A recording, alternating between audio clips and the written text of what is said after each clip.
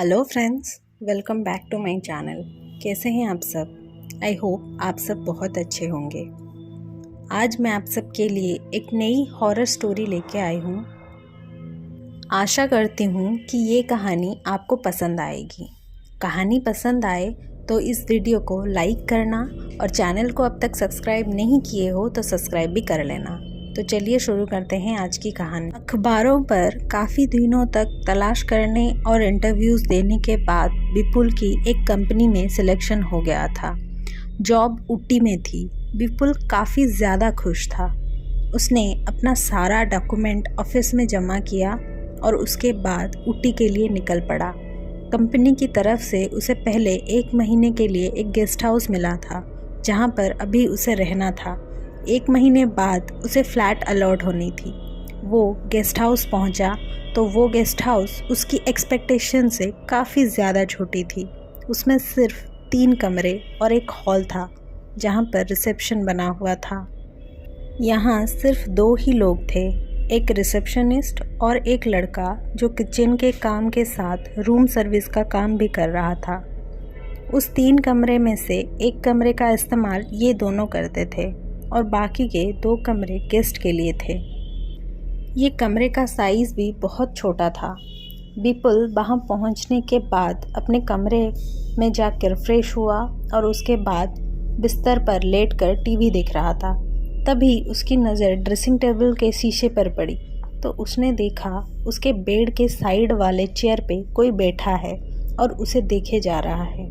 उसने झट से पलटकर साइड में देखा तो वहाँ कोई नहीं था। तभी उसके कान के पास जैसे किसी ने ठंडी सांस छोड़ी। विपुल का दिल अब घबराने लगा था। तभी उसका फ़ोन बजा। फ़ोन देखा तो उसका बेस्ट फ्रेंड तुषार का वीडियो कॉल आ रहा था। उसने अपने आप को थोड़ा नॉर्मल किया और तुषार का वीडियो कॉल उठाया। उस गेस्ट हाउस पे ठीक से नेटवर्क भी नहीं आ रहा था, इसीलिए बात करने में प्रॉब्लम हो रहा था।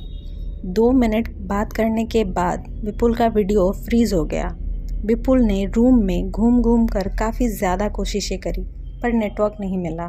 तभी तुषार ने विपुल को वॉइस कॉल की और पूछा, अरे भाई, तू तो अकेले जॉब के लिए गया था, तो तू रूम शेयर किसके साथ कर रहा है? विपुल ने कहा, अरे नहीं भाई, कोई नहीं है, मैं अकेला ही हूँ, तू किसकी बात कर रहा है? तुषार ने बताया कि विपुल के साथ उस कमरे में एक लड़का है जो कि लगभग उसी की उम्र का है और अभी उसी की बेड साइड पे सोया हुआ है। ये सुन के विपुल को अब डर लगने लगा था। उसने झट से रूम सर्विस वाले लड़के को आवाज़ दी और अपना कमरा शिफ्ट करने को बोला। रूम सर्विस वाले लड़के ने विपुल के सामान को दूसरे कमरे पे शिफ्ट कर दिया और जाते जाते बोला कि सर, टीवी का वॉल्यूम थोड़ा कम रखिएगा, दूसरे लोगों को भी परेशानी होती है।